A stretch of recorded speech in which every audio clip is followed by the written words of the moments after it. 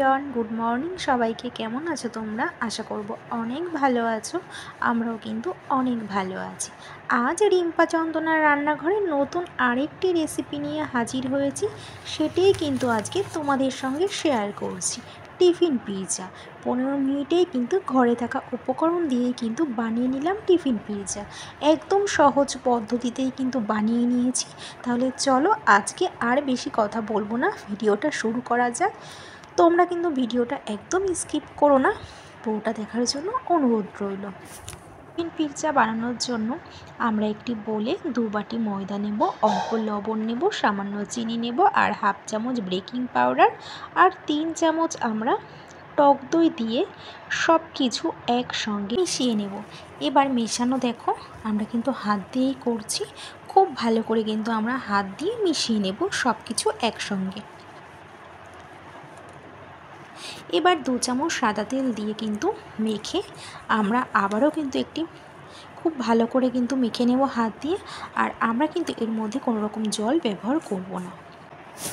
এবার কিন্তু একটি থালাতে আমরা ভালো করে একটু ছিঁড়ে নেব, ছিঁড়ে আবারও কিন্তু আমরা হাত দিয়ে মেখে নেব। তো দেখো, খুব ভালো করে কিন্তু আমাদের মেখে নেওয়া হয়ে গেছে। ঠিক এরকমভাবেই কিন্তু মেখে নিতে হবে। আমি একটু ছিঁড়ে ছিঁড়েই কিন্তু মেখে নিচ্ছিলাম মন্ডটাকে। এবার 10 মিনিটের জন্য আমরা ঢেকে রাখবো।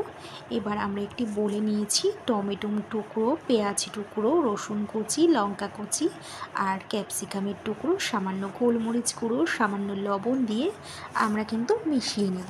তো দেখো, সব কিছু কিন্তু আমাদের দেয়া হয়ে গেছে।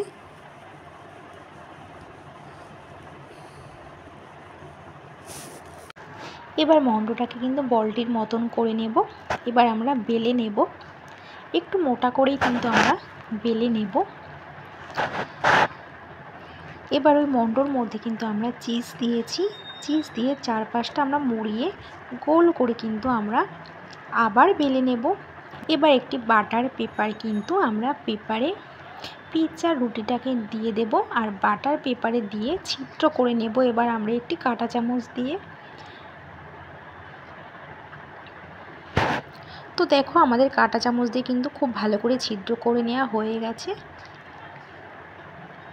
এবার পিৎজাটাকে কিন্তু টমেটো সসটাকে দিয়ে খুব ভালো করে আমরা মাখিয়ে নেব। আমাদের বাড়ির তৈরি টমেটো সস দিয়ে খুব ভালো করে কিন্তু আমরা মাখিয়ে নিচ্ছি। এবার কিন্তু আমাদের ভালো করে মেখে নেওয়া হয়ে গেছে। তার উপরে আমরা সবজিগুলি এক এক করে আমরা কিন্তু দিয়ে দেব। তো দেখো, পেঁয়াজ, টমেটো, আমরা ক্যাপসিকাম কুচি সব কিছু কিন্তু আমরা দিয়ে দিয়েছি। এবার বেশ খানিকটা চিজ আমরা গ্রেটার দিয়ে গ্রেট করে দেব। তো দেখো, আমরা এখানে চিজ দিয়ে দিয়েছি। এবার কিন্তু আমরা দেব সামান্য অরিগ্যানো, চিলি ফ্লেক্স দিয়ে তৈরি করে নেব। তো দেখো, আমাদের কিন্তু মোটামুটি সব কিছুই দেয়া হয়ে গেছে, আর দেখতেও কিন্তু বেশ সুন্দর লাগছে।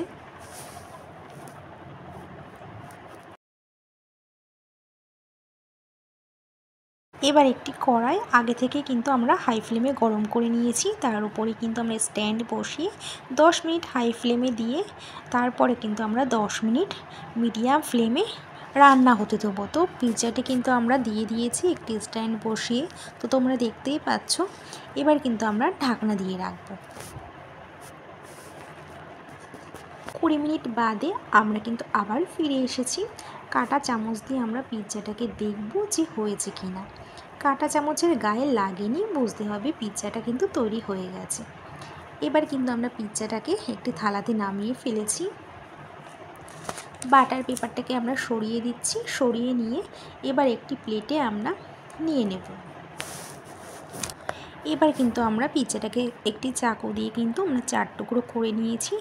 আমরা 4 জনেই কিন্তু খেয়ে নিলাম। দেখুন কত সুন্দর হয়েছে। চটজলদি পিৎজা খেতে ইচ্ছা করলে কিন্তু বাড়িতে এইভাবেই চটজলদি কিন্তু বানিয়ে ফেলতে পারবেন। খুব সহজ পদ্ধতিতেই কিন্তু তোমরাও কিন্তু চটজলদি বাড়িতে এইভাবে পিৎজা বানিয়ে তৈরি করতে পারো। আর এইভাবে পিৎজা বানালে কিন্তু খেতে খুবই ভালো লাগবে, জাস্ট জমে যাবে। তো ফ্রেন্ডস, কেমন হয়েছে আজকে আমাদের পিৎজার রেসিপিটা? আজকের রেসিপিটা যদি তোমাদের ভালো লেগে থাকে তাহলে অবশ্যই একটি কমেন্ট করে